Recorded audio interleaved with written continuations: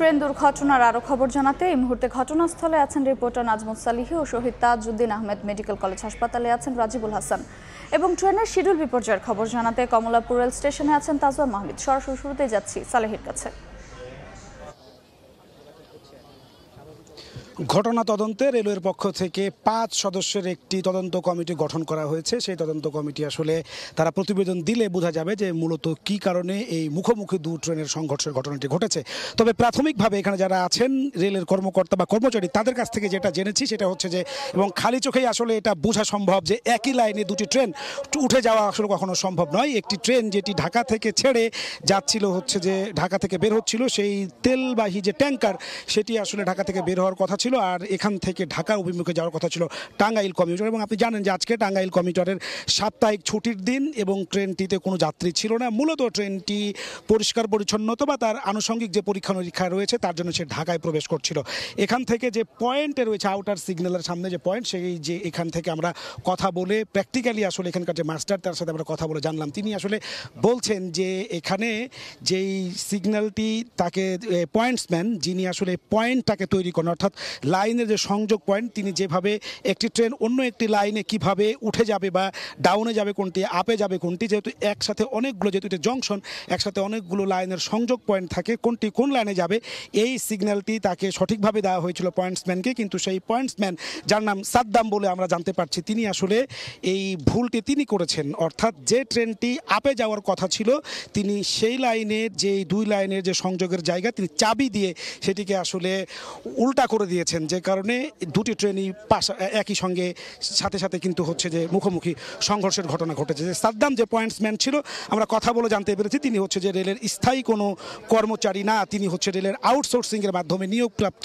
অস্থায়ী পয়েন্টসম্যান। এই ধরনের সেন্সিটিভ কাজে আসলে যে হঠাৎ করেই কিন্তু সিগন্যালের কারণে যে কোনো সময় দুর্ঘটনা ঘটে যেতে পারে এবং এই জন্য আসলে দক্ষ জনবল দরকার। রেলে কিন্তু পয়েন্টসম্যানের সংখ্যা একেবারেই কম, যে কারণে এই পয়েন্টসম্যান সাদ্দাম তার কিন্তু আসলে প্রপার ট্রেনিং করানো হয়নি। বা রেলওয়ের যে ট্রেনিং একাডেমি রয়েছে চট্টগ্রামে, আমি এখান থেকে যে মাস্টার রয়েছে তার সঙ্গে কথা বলে জানতে পেরেছি তার ওই যে পয়েন্টসম্যান সাদ্দাম তার কর্মজীবন শুরু হয়েছে এই পয়েন্টস দিয়ে, যার আসলে প্রপার কোনো ট্রেনিং না থাকার কারণে তিনি বুঝে উঠতে পারেননি এই ধরনের, তিনি ভুল সিগন্যালের যেই বার্তায় ভুল সিগন্যাল ভুল পয়েন্ট তিনি বানানোর কারণে এই ধরনের ঘটনা ঘটছে। আপনি জানেন যে রেলে প্রচুর সংখ্যক যে সংকট রয়েছে, তার মধ্যে জনবল সংকট কিন্তু একটি। রেলের সারা দেশে এভাবে সিগন্যাল এবং হচ্ছে যে স্টেশন গেটকিপার ইত্যাদি সহ মোট 8,500 মতো অস্থায়ী শ্রমিক রয়েছে। এই অস্থায়ী শ্রমিকদেরকে কিন্তু দিয়ে এ ধরনের সেন্সিটিভ কাজ করানো হচ্ছে, যে কারণে কিন্তু এ ধরনের দুর্ঘটনা কিন্তু বাড়ছে। 2019 সালে মন্তবাগে ঘটেছিল, 2023 সালে ভৈরবে মুখোমুখি সংঘর্ষের কারণে কিন্তু একবার 17 জন একবার 19 জন যাত্রী নিহত হয়েছিল। এছাড়া রেলের যে দুর্ঘটনাগুলো ঘটে তার কিন্তু অনেকগুলো কারণ রয়েছে। তার বেসিক যে 4টি কারণ, তার মধ্যে হচ্ছে রেল লাইন ঝুঁকিপূর্ণ, রেল লাইন ঝুঁকিপূর্ণ, রেল সেতু, মেয়াদ উত্তীর্ণ ইঞ্জিন, মেয়াদ উত্তীর্ণ কোচ এবং সিগন্যাল জনিত জটিলতা। সিগন্যাল জনিত জটিলতার ব্যাপারে একটু বলতে চাই যে বাংলাদেশে একই ধরনের যে রেল সিগন্যাল তা কিন্তু এখনও প্রবর্তন করা সম্ভব হয়নি। বাংলাদেশের রেলওয়ে চলছে এখনও 4 ধরনের সিগন্যাল ব্যবস্থাপনার মধ্য দিয়ে। একটি হচ্ছে যে computer base interlock system CBI, একটি হচ্ছে নন ইন্টারলক, একটা হচ্ছে যে রিলে কালার লাইটিং হাত দিয়ে দেখানো হয়। এবং এখানে কিন্তু যে জায়গাটিতে পয়েন্টটিতে দুর্ঘটনাটি ঘটেছে সেটি কিন্তু হচ্ছে ম্যানুয়াল সিস্টেম সিগন্যালিং ব্যবস্থা, যেটি হাত দিয়ে হ্যান্ডেলের মাধ্যমে চাবি ঘুরিয়ে পয়েন্টকে আসলে তৈরি করা হয়। এই জায়গাটিকেও এখনও কিন্তু কম্পিউটারাইজ অথবা আধুনিক সিগন্যালের আওতায় আনা যায়নি, যে কারণে কিন্তু পুরো নেটওয়ার্ক যেহেতু 4 ধরনের সিগন্যাল বিদ্যমান, যে কারণে চালকরা অনেক সময় কিন্তু বিভ্রান্ত হন। এক কোথাও হয়তো ইন্টারলক সিস্টেম, হঠাৎ করে সেই চালক চলতে চলতে সেটি চেঞ্জ হয়ে যায়, সেটাই নন ইন্টারলকের মধ্যে ঢুকে যাচ্ছেন বা কালার লাইটের মধ্যে ঢুকে পড়ছেন, যে কারণে চালকও আসলে দিগ্ভ্রান্ত হন, অনেক সময় বুঝে উঠতে পারেন না যে তিনি আসলে কোন সিগন্যালের ব্যবস্থার মধ্যে পড়ে যাচ্ছেন, যে কারণে আসলে এই ধরনের দুর্ঘটনা কিন্তু অতিরিক্ত মাত্রায় ঘটছে। আমরা জানি যে এখন রেলে 75% রেল ইঞ্জিন ঝুঁকিপূর্ণ, 65% কোচ ঝুঁকিপূর্ণ, 63% রেল লাইন ঝুঁকিপূর্ণ এবং 70% রেল সেতু ঝুঁকিপূর্ণ, যে কারণে কিন্তু এই ধরনের দুর্ঘটনা ঘটছে। এবং বাংলাদেশের রেলওয়ের যেই নেটওয়ার্কিং যে সিগন্যাল ব্যবস্থা তাও 4 ধরনের রয়েছে, পুরোটাকে এখনও ডিজিটালাইজড করা সম্ভব হয়নি, যে কারণে কিন্তু প্রতিনিয়ত এই দুর্ঘটনার সংখ্যা বাড়ছে।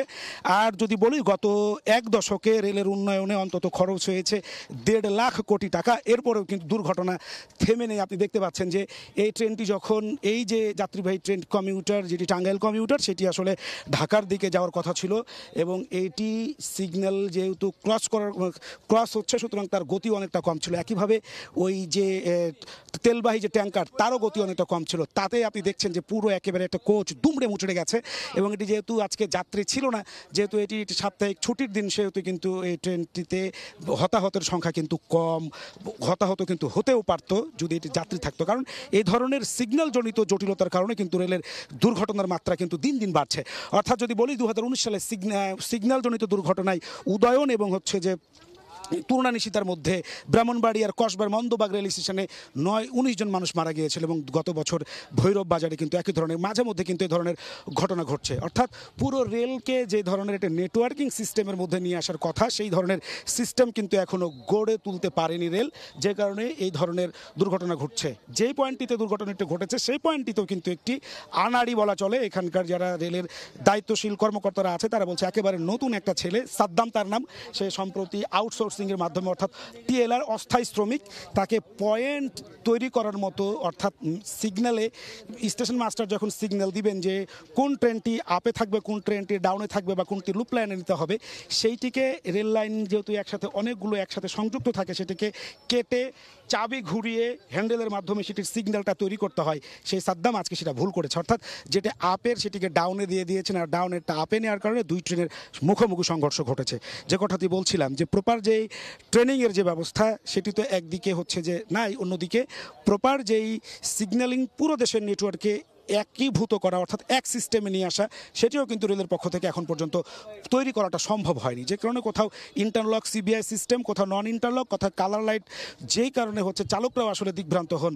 এ তো গেল হচ্ছে যে একজন নন টেকনিক্যাল মানুষের হাতে আজকে এই দুর্ঘটনাটা ঘটেছে, যিনি আসলে রেলে স্থায়ী কোনো কর্মীও না, সে তার দায়িত্ব কাজ এখান থেকে শুরু হয়েছিল বলে আমরা জানতে পেরেছি।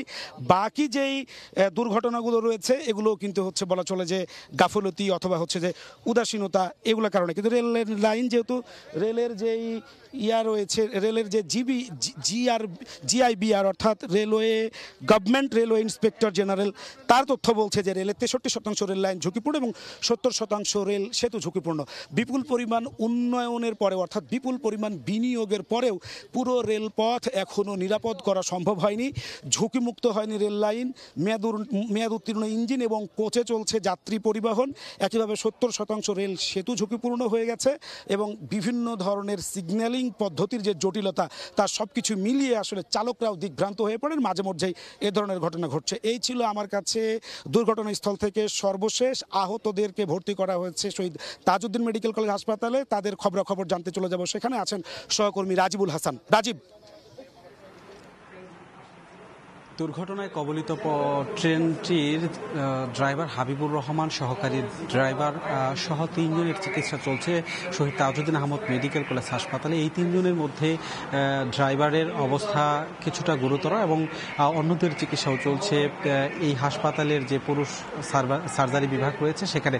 একটু দেখাতে চাই যে এই যে হাসপাতালের বেডটি, এইখানে মূলত যারা এখানে আহত হয়েছিল স্থানীয়রা তাদেরকে দ্রুত এই হাসপাতালটি থেকে নিয়ে এসেছে এবং নিয়ে আসার পর এখানে ভর্তি করা হয়েছে। আমরা যেটি দেখেছি যে যিনি আসলে টাঙ্গাইল কমিউটার ট্রেনের চালক হাবিবুর রহমান, তার মূলত মাথায় আঘাতপ্রাপ্ত হয়েছে এবং বুকে। এছাড়া যে সহকারী ড্রাইভার যিনি রয়েছেন সবুজ হাসান, তারও কিন্তু শরীরের বিভিন্ন জায়গায় আমরা আঘাতের চিহ্ন কিংবা যে ক্ষতর চিহ্ন দেখতে পেরেছি। এছাড়া এই বেডটিতে চিকিৎসা চলছে শরীফ মাহমুদ নামে আরেকজন যাত্রীর, যিনি মৌচাক থেকে বিমানবন্দর যাওয়ার জন্য ট্রেনটিতে উঠেছিল। তার মূলত চোখ এবং কপালে আঘাতপ্রাপ্ত হয়েছে, তারও চিকিৎসা চলছে এই একই জায়গায়। ড্রাইভার এবং যারা সংশ্লিষ্ট তাদের সঙ্গে এখানে এসে আমরা যতদূর কথা বলতে পেরেছি, যেহেতু তারা অসুস্থ, বলছেন যে জয়দেবপুর জংশন যখন তারা পার হচ্ছে তখন কিন্তু সিগন্যাল দেওয়া হয়েছিল এই রাস্তায় প্রবেশ করার জন্য, এই লাইনটি ব্যবহার করার জন্য, এবং এই সিগন্যাল অনুযায়ী কিন্তু তারা সামনে ধরে আগাচ্ছিল। যখন এই থেকে সামনে কিছু দূর যাওয়ার পর সামনে হঠাৎ করে এই যে তেলবাহী যে ট্রেনটি সেটি দেখার পরে কিন্তু তাদের আর কিছু করার থাকে না এবং তারপরে এই দুইটি ট্রেন একসঙ্গে সেখানে সংঘর্ষের মতো ঘটনা ঘটে। পরবর্তী যেটি হয়েছে যে বিকট শব্দ শুনে কিন্তু মানুষ তাদেরকে উদ্ধার করে এই হাসপাতালে নিয়ে এসেছে। যেটি দেখানো যাচ্ছে হাসপাতালের যে অবস্থা, তাদের যে চিকিৎসা চলছে, হাসপাতালের চিকিৎসকের সঙ্গে কথা হয়েছে, গুরুতর অবস্থার মধ্যে রয়েছে, কিছুটা সংকটাপন্ন, যেটি বলা চলে যে ড্রাইভার হাবিবুর রহমান এবং যিনি যাত্রী আছেন তার চোখের মধ্যে এবং কপালে আঘাতপ্রাপ্ত হয়েছে। এই অবস্থায় তাদের চিকিৎসা চলছে এই হাসপাতালটিতে। বলে রাখছি যে জয়দেবপুর জংশনের কাছাকাছি এলাকায় যে দুটি ট্রেনের সংঘর্ষ হয়েছে, সেই ট্রেনে কিন্তু টাঙ্গাইল কমিউটার ট্রেনটির মধ্যে কোনো তেমন যাত্রী ছিল না এবং যাত্রী না থাকার কারণে কিন্তু হতাহত খুব বেশি নেই। আরেকটি কথা হচ্ছে যেটি বলছিলেন যে দুর্ঘটনার কবলিত ট্রেনের সেখান থেকে আমাদের সহকর্মী দেখাচ্ছিল, এখনও পর্যন্ত কিন্তু তেল গড়িয়ে পড়ছে এবং দুর্ঘটনার যে ভয়াবহতা সেই চিত্র দেখতে কিন্তু উৎসব মানুষরা সেখানে ভিড় করছে। যেটি বলছিলাম যে হাসপাতাল খুব কাছাকাছি জায়গা দুর্ঘটনার স্থল থেকে, যে কারণে খুব দ্রুত সময়ের মধ্যে আহতদের এই হাসপাতালে নিয়ে আসা সম্ভব হয়েছে এবং তারপর থেকে একাধারে কিন্তু এখানে কার্যক্রম চলছে, বিশেষ করে চিকিৎসা চলছে। একটি বিষয়ে যেটি এই যে দুর্ঘটনাটি ঘটেছে তারা দায়ী করছে যে যিনি আসলে এই Joydebpur junction station master lineman, তাদেরকে কিন্তু আসলে দায়ী করা হচ্ছে যে এই দুর্ঘটনার জন্য।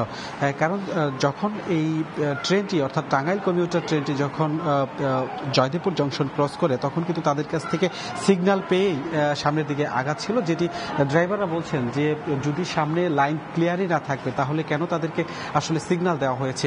এটি নিয়ে কিন্তু এই অসুস্থ যারা এখানে তাদের সঙ্গেও কথা বলেছি, তারা বলছেন যে যদি আসলে সিগন্যাল না দেওয়া হতো তাহলে কিন্তু এই ট্রেনটি সামনের দিকে আগাতো না, তাহলে আর এই ধরনের দুর্ঘটনা ঘটতো না। মূলত হাসপাতালে 3 জনের চিকিৎসা চলছে, একজন ড্রাইভার, একজন ড্রাইভারের সহকারী এবং অন্যজন যাত্রী। এই ছিল এখান থেকে আমার কাছে থাকা সবশেষ তথ্য। এই যে দুর্ঘটনা গাজীপুরের, এই দুর্ঘটনার কারণে কিন্তু বিভিন্ন জায়গায় বিভিন্ন স্টেশনে শিডিউল বিপর্যয় হচ্ছে। এই শিডিউল বিপর্যয় এবং মানুষের ভোগান্তির খবর জানাতে আমরা যেতে চাই কমলাপুরে, সেখানে রয়েছে আমাদের সহকর্মী তাজওয়ার। রাজীব, জয়দেবপুরে যে দুর্ঘটনাটি ঘটেছে সেটির কারণে কিন্তু সারা দেশেই অনেক ঢাকা থেকে ছেড়ে যাওয়া অনেকগুলো ট্রেনেই শিডিউল বিপর্যয় ঘটছে এবং আমি যে ট্রেনটির পাশে এখন দাঁড়িয়ে আছি সে ট্রেনটি অগ্নিবীণা এক্সপ্রেস, যেটি ঢাকা থেকে ময়মনসিংহ হয়ে জামালপুর যাওয়ার কথা তারাকান্দিতে, এবং সেই ট্রেনটি 11:30টায় ছাড়ার কথা থাকলেও এখন প্রায় 2:30 বাজে, অর্থাৎ 3 ঘন্টা পেরোলে এই ট্রেনটি ছাড়ার এখনও কোনো ধরনের সম্ভাবনা দেখা যাচ্ছে না। এবং এছাড়াও এই ট্রেনটি ছাড়াও কিন্তু কুড়িগ্রাম এক্সপ্রেস এবং রংপুর এক্সপ্রেস, এই দুইটি ট্রেনও কিন্তু ব্যাপক শিডিউল বিপর্যয় হয় এবং এক পর্যায়ে যেটি বুড়িমারি এক্সপ্রেস সেটি 8:30টায় ছাড়ার কথা থাকলেও সেটি 1:30টার পরে ছাড়ে এবং রংপুর এক্সপ্রেস 9:10-এ ছাড়ার কথা থাকলেও 1:30টার দিকে ছাড়ে। অর্থাৎ এই দুটি ট্রেনেই প্রায় 3-3.5 ঘন্টা থেকে 4.5 ঘন্টা বিলম্ব হয় এবং বিলম্ব হওয়ার থেকেও বড় বিষয় সেটি হলো যে এক পর্যায়ে যখন এই ট্রেনগুলো ছাড়ছিল না, অর্থাৎ জয়দেবপুরের দুর্ঘটনার কারণে ট্রেন চলাচল যখন ব্যাহত হয়, তখন কিন্তু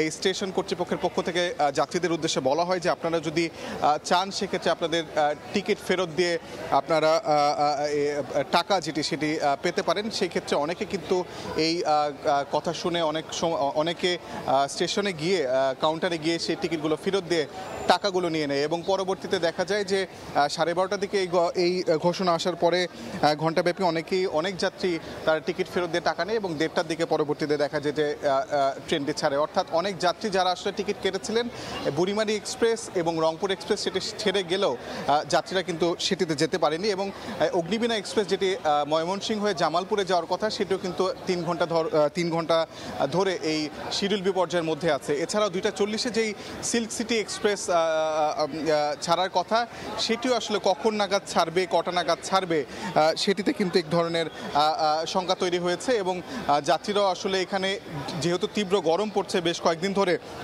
সেই তীব্র গরমের কারণে যাত্রীরাও আসলে এইখানে হাঁসফাঁস অবস্থা, কারণ 3 ঘন্টা 4 ঘন্টা 4.5 ঘন্টা ধরে যেই ট্রেনগুলো শিডিউল বিপর্যয়ের মধ্যে ছিল সেই কারণে কিন্তু অনেকের স্বাস্থ্যজনিত অনেক ধরনের সমস্যা দেখা দিয়েছে এবং হাঁসফাঁস অবস্থায় এখন আসলে যাত্রীরা এই কমলাপুর রেলওয়ে স্টেশনে আছে।